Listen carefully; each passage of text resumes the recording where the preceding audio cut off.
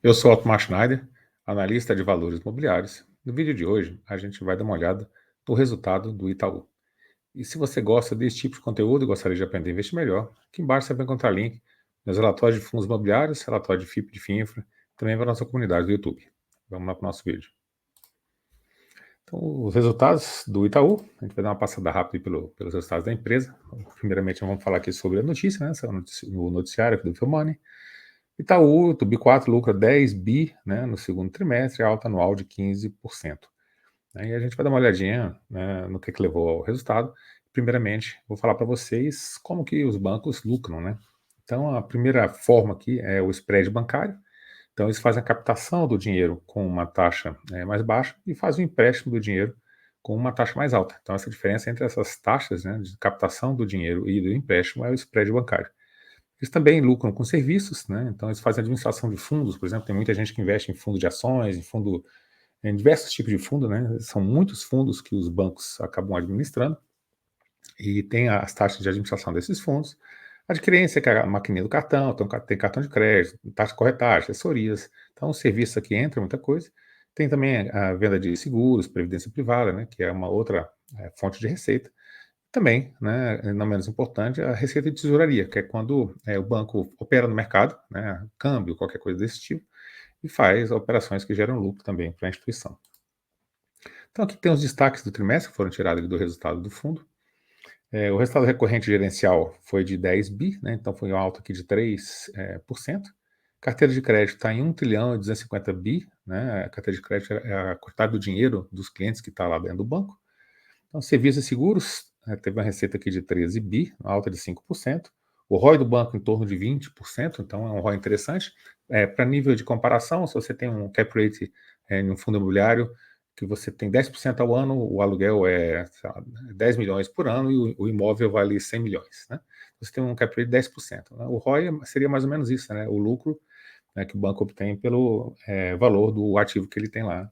Então, o ROI, né, do banco é bem interessante, em torno aí dos 20%. Né? Então, ele chegou a baixar esse ROI, a gente vai ver mais ou menos o histórico, e agora aumentou. E o NPL, né, não performance loan, é o empréstimo aí com atraso, né? Então, acima de 90 dias, 3%, mas teve queda de 0,1%, e 15 a 90 dias, 2,3% também com queda. E aqui, né, tem o resultado do banco. Vou tirar aqui a minha imagem para ficar um pouco mais fácil de vocês verem. Então, aqui tem o produto bancário. O que é o produto bancário? Né? Ele é resultado aqui dessas margens, né? Então, tem a margem financeira com o cliente, que é o dinheiro que o cliente empresta, né? Então, emprestado com o cliente, então conseguiu 26 bi aqui de lucro, né? E a margem financeira com o mercado, que é as operações de tesouraria, 1,4 bi. Receita de serviços deu 11 bi, então é uma receita bastante expressiva também, né? Porque essa aqui é a receita principal, seria a margem financeira com clientes, né? É aquela margem que a gente comentou lá, que é a diferença do spread bancário. O custo de crédito diminuiu, então ano passado o custo de crédito foi mais alto, a taxa Selic também estava maior, então uma queda aqui de 6,7% no custo de crédito do banco. Então teve algumas despesas, né, outras despesas operacionais, e lá na linha de baixo tem o resultado recorrente gerencial, né, depois de todas essas linhas de receitas aqui que o banco fez com as despesas também, né, o resultado recorrente gerencial de 10,1 bi.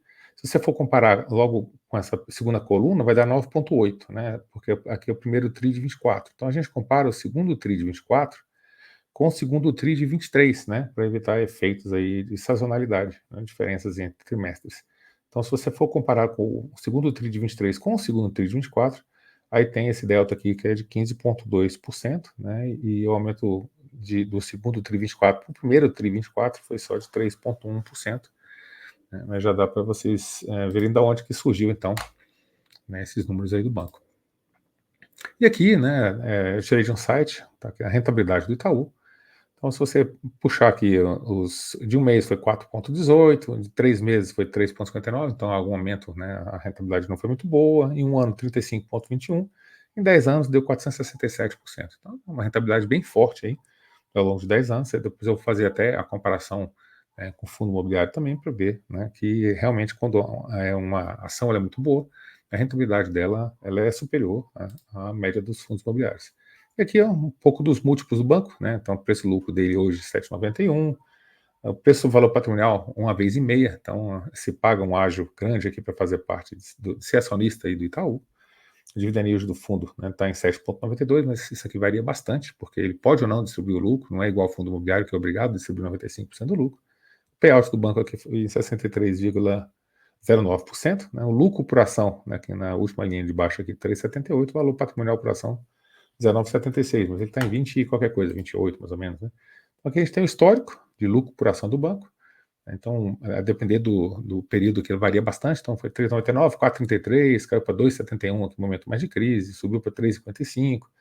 Então, lá na pandemia, 1,93, depois ele subiu forte de novo, já está em 3,78. Então, tem uma variação aqui, né, do lucro por ação do banco também, a depender do momento aí da economia.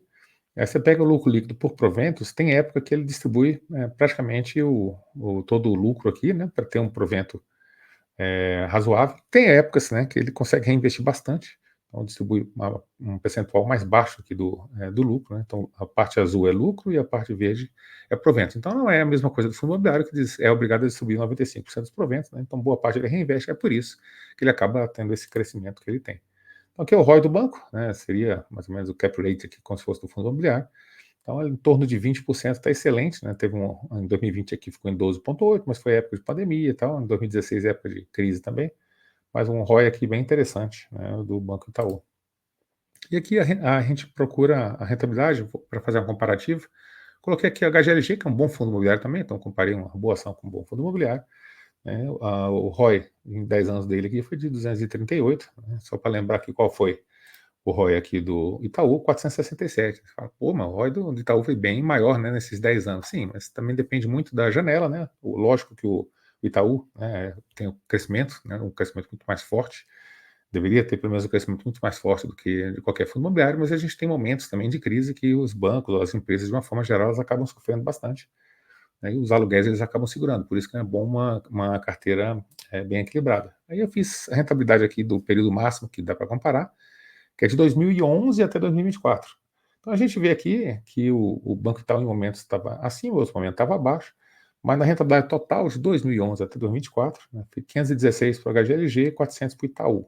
Quer dizer que o HGLG é melhor? Não. Isso aqui a gente teve momentos aí que realmente o fundo imobiliário, no momento de crise, o fundo imobiliário segura mais a onda, ainda mais com contratos atípicos, e a ação sofre bastante. Então você pega aqui 2020, até 2019 aqui estava andando mais ou menos perto, né? 2012, 13 estava bem abaixo, época de pandemia, de crise também, até 2014.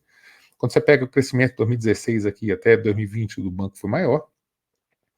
Aí a maior queda também aqui no momento de pandemia, então momentos de crise, e o Brasil está sempre em crise, as ações acabam sofrendo bastante, mas é bom você ter uma carteira diversificada, porque você acaba comprando ações no melhor momento de comprar ações. E aí depois ele começou a subir forte de novo, está alcançando aqui, né, a rentabilidade aqui, voltando à rentabilidade do HGLG. Então, 10 anos ele foi melhor, 14, 15 anos o HGLG foi melhor, então vai depender da janela que você for pegar, você consegue o resultado que você quiser. O importante é você entender, né, como é que o banco, né, faz o lucro, a rentabilidade que ele consegue oferir ao longo do tempo, e como é que ele passa pelos momentos de crise, né, que todo mundo tem que passar pelos momentos de crise aqui no Brasil. Então, o vídeo de hoje foi para trazer, né, como é que foi o resultado aí do Itaú, e também comparar um pouco, né, do histórico aí de longo prazo dele, do retorno, né, sobre o patrimônio que eles têm, que é um retorno aí também bem interessante. Esse foi o primeiro vídeo de ações que eu fiz aqui para o canal, né? Se você gosta de conteúdo de ações, deixa um comentário aqui embaixo. Se quiser que eu continue fazendo, né, pegando outras empresas aí para fazer uma análise rápida aqui, para vocês entenderem como é que é a atividade da empresa e como é que é a lucratividade da empresa. E depois vocês passam a estudar a fundo, né, os determinados ativos que vocês gostem mais. Gostou, né, do vídeo? Deixa um like, escreve um comentário aqui embaixo, né, compartilha esse vídeo aí com aquele amigo que você acha que pode ter interesse nesse tipo de conteúdo. Então, muito obrigado por ter assistido nosso vídeo. Até o nosso próximo vídeo.